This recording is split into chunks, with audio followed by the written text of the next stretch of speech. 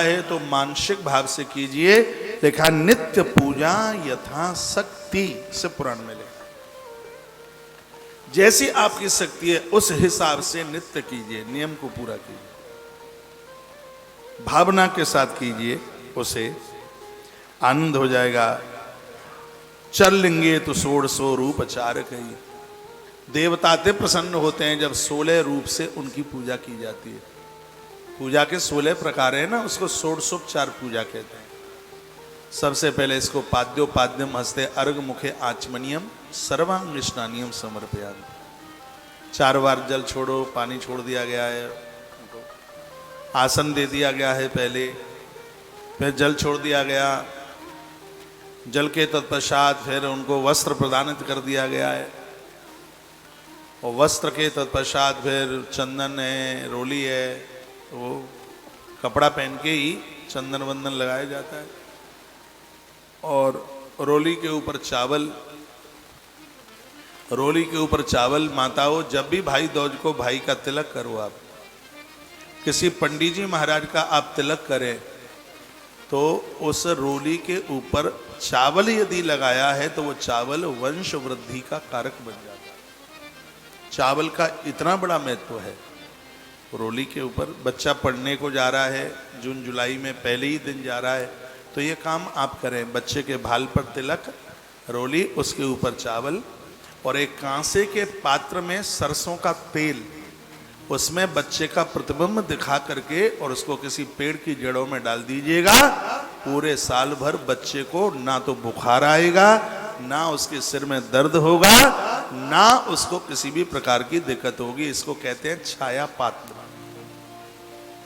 ज्योतिष में इसको कहते हैं छाया पात्र। उसको कोई किसी के ऊपर नजर, जादू, टोना टोटका कुछ भी नहीं होगा, बिल्कुल भी। फिर उस बच्चे को भेजिए। जिनका बेटा फौजी है या जिनका घरवाला फौजी है, मिलिट्री में है, जब वो जाता है तो उसके माथे पर खड़ा टीका किया जाता है, और वो अंगूठे से किया जाता है माथे पर ऐसे। जब वो प्रस्थान करता है तो माँ, पत्नी, बहन, कोई भी हो, उसके भाल के ऊपर उस समय अंगूठे से किया जाता है, यूं ऐसे। उसमें भी रोली होती है जो शौर्यता का प्रतीक है, और ये दीर्घ आयु और शौर्य ताकत देने वाला है। ये तो सब हमारे ग्रंथों में बातें सब लिखी हुई हैं। एक बार जयकारा लगाएं, बोलो भक्तवत्सल भगवान की जय हो। चावल के तत्पश्चात फिर तत्काल फूल चढ़ाया जाता है, पुष्प, जनेऊ चढ़ाया जाता है। एक क्रम है पूजा का। दूर्वा चढ़ाई जाती है। याद रखना, दुर्गा माँ को दूर्वा नहीं चढ़ती। हाँ, दुर्गा जी को दूर्वा नहीं चढ़ती। सूर्य भगवान को अकौआ का फूल नहीं चढ़ता। गणेश जी को तुलसी नहीं चढ़ती। किसी भी देवता को टूटा चावल नहीं चढ़ता। पानी में डूबता हुआ फूल भगवान को नहीं चढ़ाया जाता। दीपक से कभी अगरबत्ती नहीं जलाई जाती। फूंक मार करके दिए कभी बुझाए नहीं जाते। पत्नी को पूजा में बाईं तरफ नहीं बिठाया जाता, दाईं तरफ बिठाया जाता है। यह वर्णन है। घी की जोत है दाहिने हाथ पर जलाई जाती है, तेल की जोत है बाएं हाथ पर जलाई जाती है। ये पूजा के प्रकार है।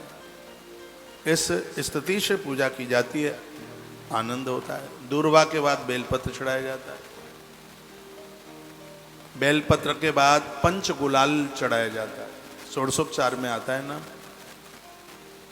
उसके तत्पश्चात है दिया दिखाया जाता है। धूप भी 16 उपचार में आती है। ये अगरबत्ती, ये बांस जलता है, अपराध होता है। 10 प्रकार से धूप बत्ती बनाई जाती है। मैंने पिछली किसी कथा में बोला है।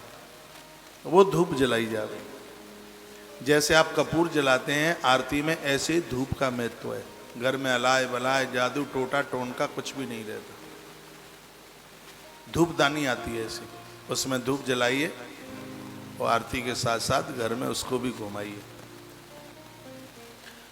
तो दिया, धूप, इसके तत्पश्चात हाथ धोए जाते हैं। उसके बाद भोग लगाया जाता है।